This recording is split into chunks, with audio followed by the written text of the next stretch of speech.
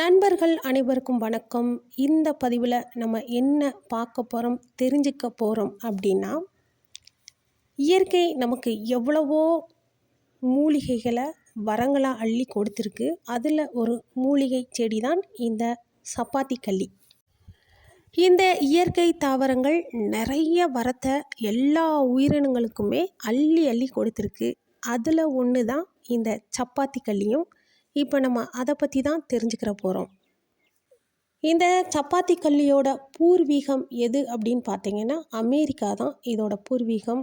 அந்த நாட்டில் இருந்து தான் மற்ற நாடுகளுக்கு எல்லாமே இது பரவி வந்திருக்கு. இந்த சப்பாத்தி கள்ளி செடி வறண்ட கடினமான சூழ்நிலைகளையும் தாண்டி நன்றாக செழிப்பாக வளரக்கூடிய ஒரு தாவரம். இதோட வாழ்நாட்கள் எவ்வளவு அப்படின்னா இதுக்கு கணக்கே இல்லை. பல நூற்றாண்டுகளாக இந்த செடி வாழ்ந்துக்கிட்டே இருக்கும். அதை நம்ம அழிச்சா தான் அழியும். மற்ற தாவரங்களை போல் ஆடு மாடு இந்த செடியை சாப்பிடாது. நாமளாக இதை அழிச்சா தான் அழியுமே தவிர அதுவாக இது அழியவே அழியாது. ஆனால் இப்போது இது அழியக்கூடிய நிலையில் தான் இருக்குது.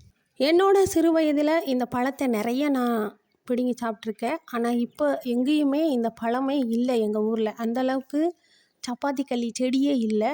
மற்ற ஊர்களில் இருக்கா இல்லையா அப்படின்னு எனக்கு தெரியாது. இந்த பழத்தை நம்ம சாப்பிட்றதுனால நமக்கு என்ன நன்மைகள் கிடைக்கும் அப்படின்னு தெரிஞ்சுக்கிறலாம். இந்த பழம் நம் உடம்பில் உள்ள கெட்ட கொழுப்புகளை குறைக்கும். அதனால் என்னாகும், நம்ம இதயம் நல்ல பலமாக இருக்கும். இதில் நார்ச்சத்து அதிகமாக இருக்கிறதுனால செரிமான பிரச்சனை இருக்காது, மலச்சிக்கல் பிரச்சனையும் இருக்காது.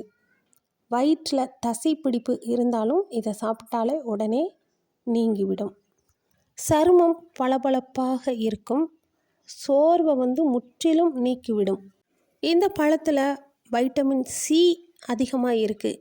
அதனால் நமக்கு என்ன பயன் அப்படின்னா, சிலருக்கு வைட்டமின் சி பற்றாக்குறையினால் பல் ஈறுகளில் இரத்தப்போக்கு, அப்புறம் இந்த தோள்களில் இரத்தப்போக்கு, இரத்த சோகை போன்ற அறிகுறிகள் இருக்கும். இதை குணப்படுத்துவதற்கு இந்த பழம் சாப்பிடலாம். இந்த சப்பாத்தி கள்ளி செடி பல வகையில் இருக்குது. ஒவ்வொரு செடியிலும் ஒவ்வொரு நிற பூக்கள் பூக்கும். இதோட பழத்தின் நிறங்களும் வெவ்வேறாக இருக்கும். பச்சை, மஞ்சள், சிவப்பு, ஊதா போன்ற நிறங்களிலும் இருக்கும். அதன் சுவையும் மாறுபட்டு இருக்கும். தண்ணீரை வடிகட்ட இந்த பழத்தை அந்த காலத்தில் பயன்படுத்தியிருக்காங்க. அது எப்படி அப்படின்னா, மழை தண்ணி அங்கங்கே மண்ணோட கலந்து இருக்கும். அந்த தண்ணியை சுத்தப்படுத்தணும் அப்படின்னா இந்த பழத்தை ஒன்று எடுத்து அதுக்குள்ளே போட்டால் அடியில் அந்த மண்ணெல்லாம் தங்கி மேலே அந்த நீர் மட்டும் தெளிவாகிறோம். அதை குடித்து அந்த காலத்தில் பயன்படுத்தியிருக்காங்க. இந்த பழத்தை பசை மாதிரி அரைத்து அதை வீக்கத்தின் மேல் தடவினால் வீக்கம் அப்படியே குணமாகிறோம். புற்றுநோய் கட்டிகளுக்கு சிறந்த மருந்து. சாதாரணமாக நம்ம உடம்பில் வளரக்கூடிய சிறு சிறு கட்டிகளையும் ஓரிரு நாட்களில் கரைத்துவிடும். முக்கியமாக பெண்களுக்கு ஏற்படக்கூடிய கர்ப்பப்பை கட்டி, இதையும் இந்த பழம் கரைத்துவிடும். கர்ப்பப்பையில் உள்ள கட்டிகள் கரைவதால் குழந்தை பிறப்பு தாமதம் நீங்கிவிடும். அப்புறம் மன அழுத்தம், மனசோர்வு இதெல்லாத்தையும் நீக்கிறோம். இந்த பழத்தோட இன்னொரு பெயர் நாகதாளி அப்படின்னும் சொல்கிறாங்க. இந்த கள்ளி செடியின் இலையில் இருந்து இயற்கை சாயம் எடுக்கப்படுகிறது. அதோட பெண்களுக்கான உதட்டு சாயம் இயற்கையாகவே தயாரிக்க பயன்படுகிறது.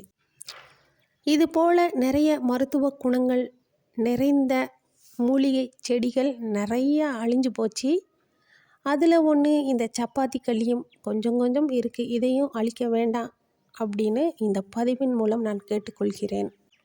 இந்த பழத்தில் நிறைய முட்கள் இருக்கும். சின்ன சின்ன முட்களாக இருக்கும். இதை ஒரு கல்லில் அப்படியே உரசி அந்த முள்ளெல்லாம் நீக்கிவிட்டு தோலையும் நீக்கிவிட்டு உள்ளே இருக்கக்கூடிய அந்த சதை பகுதியை மட்டும் சாப்பிட்டால் போதும். இந்த பழத்தை நீங்கள் அப்படியே கூட சாப்பிடலாம். அப்படி சாப்பிட விருப்பம் இல்லையா, ஜூஸு, ஜாமு இப்படி செஞ்சும் சாப்பிடலாம். நன்றாக பழுத்த பழம் கொஞ்சம் இனிப்பும் புளிப்பும் கலந்த சுவையில் இருக்கும். நிறைய விதைகள் இருக்கும்.